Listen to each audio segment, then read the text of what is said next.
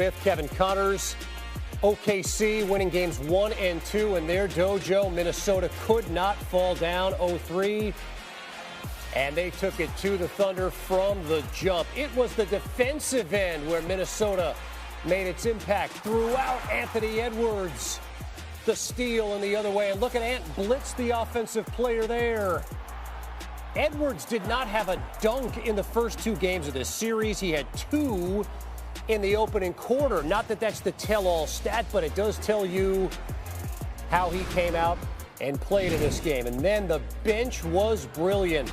Terrence Shannon, part of the rotational change Chris Finch made. Shannon, seldom used, had 9 points in the first 3 minutes of the second quarter. He had 2 points in the series entering game 3. Naz Reid, as effective as there is in the NBA coming off the bench, had not made a 3 in the first 2 games of the series. He finished 2 for 2 from behind the arc on this night. Julius Randle struggled in game 2. He's been such an effective player throughout his NBA career. Great on the offensive end. He was a stopper defensively as well. SGA, just 4 of 12 from the field as the primary defender Randle was, and the Wolves win big. Let's go back to Minnesota and to NBA champion coach Michael Malone. Michael, the Wolves took control of this game from jump. What was the biggest change you saw from Minnesota tonight compared to games 1 and 2? You know, a lot of people talk about Chris Finch. You have to make adjustments. What can you do differently? As a guy that's coached in this league, to me, it's not about what you do. It's more important in how you do it. And you could see from Jump Street, as you mentioned, Ryan, Minnesota was aggressive, they were physical, they were desperate, and they were urgent. Their defense on Shea tonight was outstanding. Anthony Edwards came out very aggressive on both ends. And the bottom line is, we talked about it, in game 1 and 2, Minnesota turned the ball over. Tonight they didn't do that. Their bench was phenomenal. Naz Reid made his first 3s of the series.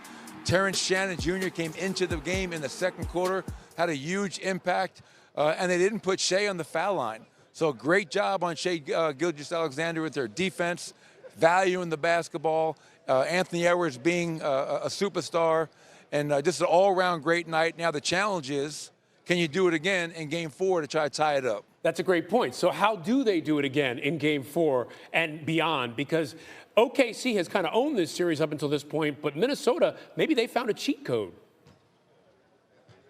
Well, the cheat code is not beating themselves. You go back to the regular season, they beat OKC twice. They beat them tonight, and one of the key stats in those 3 wins is that they didn't beat themselves.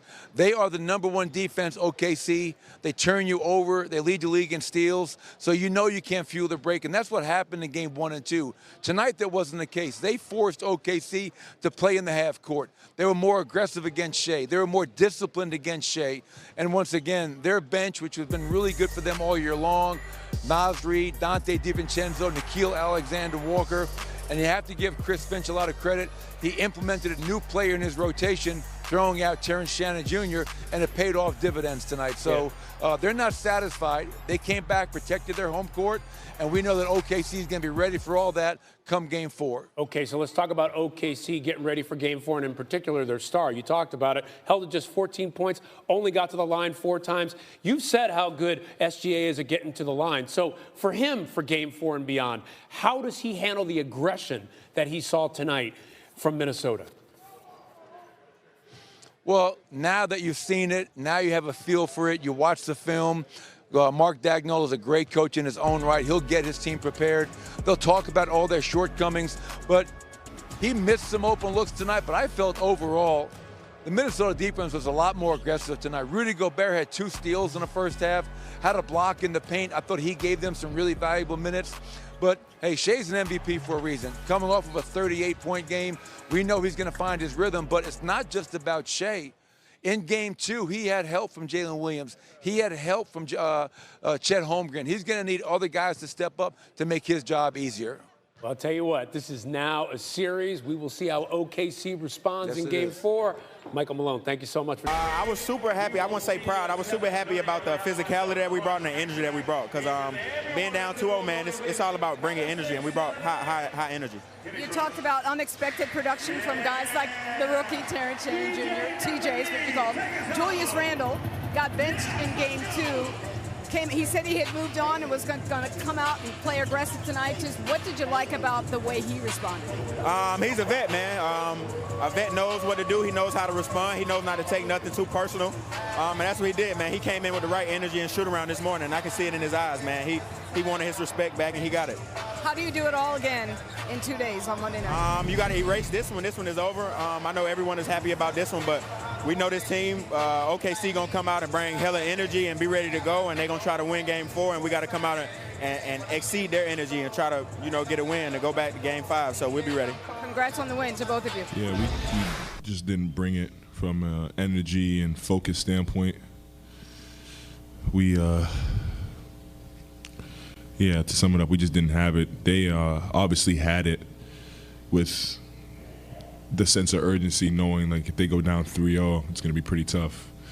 And we just, what it felt like, just eased into the game, and they didn't, and they blitzed us pretty early, and then we were never able to get back because of it. But yeah, they just came out with a sense of urgency, and we didn't. And on top of that, when you play a really good team, it looks like that. So we got to come out with a sense of urgency, and then see where the game lays. Was there a...